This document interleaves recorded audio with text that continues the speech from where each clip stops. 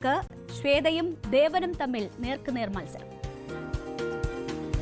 ഇന്ന് പത്രിക പിൻവലിക്കാനുള്ള അവസാന ദിവസമായിരുന്നു. താരസംഘടനയായ അമ്മയിലെ സംഘടനാ തെരഞ്ഞെടുപ്പുമായി ഭാരവാഹി തെരഞ്ഞെടുപ്പുമായി ബന്ധപ്പെട്ട് ഈ പത്രിക പിൻവലിക്കാനുള്ള സമയം കഴിയുമ്പോൾ, പൂർണ്ണ ചിത്രം വെളിവാകുമ്പോൾ അവിടെ പ്രസിഡന്റ് സ്ഥാനത്തേക്ക് മത്സരം നടക്കുന്നത് ശ്വേതയും ദേവനും തമ്മിലാണ് എന്ന് വ്യക്തമായിരിക്കുകയാണ്. ജഗദീഷ് പത്രിക പിൻവലിച്ചിരിക്കുകയാണ്. അപ്പോൾ ഒരു വനിതാ സാരഥി അമ്മയിലേക്ക് വരും എന്നത് ഏറെക്കുറെ ഉറപ്പിക്കാവുന്ന ഒരു സാഹചര്യം തന്നെയാണ് ഇപ്പോഴുള്ളത്. നമ്മൾ നേരത്തെ തന്നെ ഈ വാർത്ത നൽകിയിരുന്നതാണ്. അതിനുള്ള തയ്യാറെടുപ്പുകൾ അമ്മയിൽ നടക്കുന്നു എന്നത്. ജോയിന്റ് സെക്രട്ടറി സ്ഥാനത്തേക്ക് അൻസിബ ഹസനെ എതിരില്ലാതെ തെരഞ്ഞെടുത്തു എന്നതാണ് ഈ നാമനിർദ്ദേശ പത്രിക പിൻവലിക്കുമ്പോൾ ഏറ്റവും പ്രധാനമായി കാണേണ്ടത്. എതിരില്ലാതെയാണ് അൻസിബ തെരഞ്ഞെടുക്കപ്പെട്ടിരിക്കുന്നത്.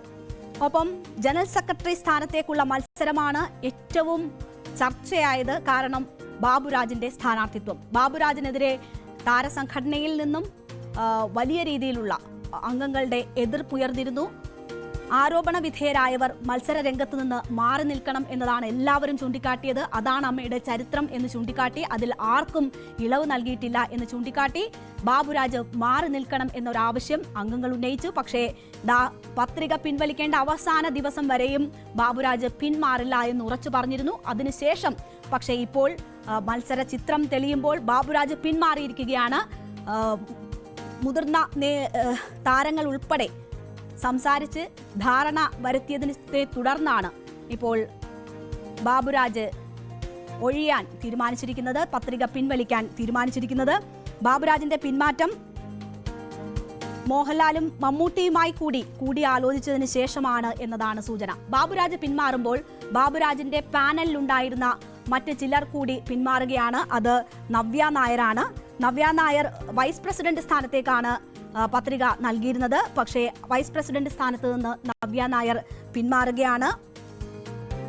ജയൻ ചേർത്തലയും നാസർ ലത്തീഫും ലക്ഷ്മിപ്രിയ, ആശ അരവിന്ദും തമ്മിലാണ് വൈസ് പ്രസിഡന്റ് സ്ഥാനത്തേക്ക് മത്സരം നടക്കുന്നത്. 2 പേർ ആണ് വൈസ് പ്രസിഡന്റ് സ്ഥാനത്തേക്ക് തെരഞ്ഞെടുക്കപ്പെടുന്നത്. അതിൽ ഇവരിൽ 2 പേർ ആരെങ്കിലും തെരഞ്ഞെടുക്കപ്പെടും. അതിൽ ജയൻ ചേർത്തല നേരത്തെ തന്നെ ഈ ഭാരവാഹിത്വത്തിൽ ഉള്ള ആളാണ്. നാസർ ലത്തീഫ്, ആശ അരവിന്ദ്, ലക്ഷ്മിപ്രിയ എന്നിവരാണ് മറ്റുള്ളവർ.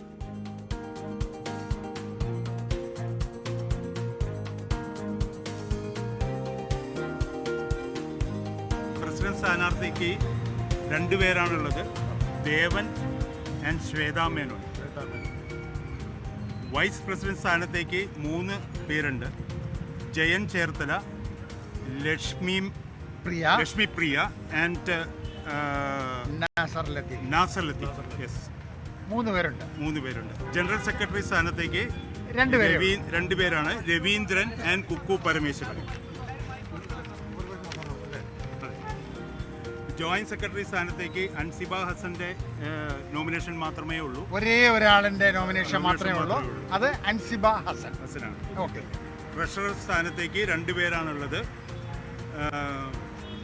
അനൂപ് ചന്ദ്രനും ഉണ്ണി ശിവപാലും.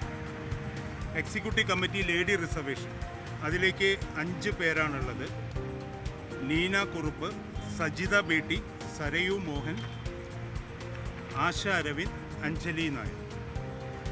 എക്സിക്യൂട്ടീവ് കമ്മിറ്റി ജനറൽ സീറ്റിലേക്ക് 8 പേരുണ്ട്.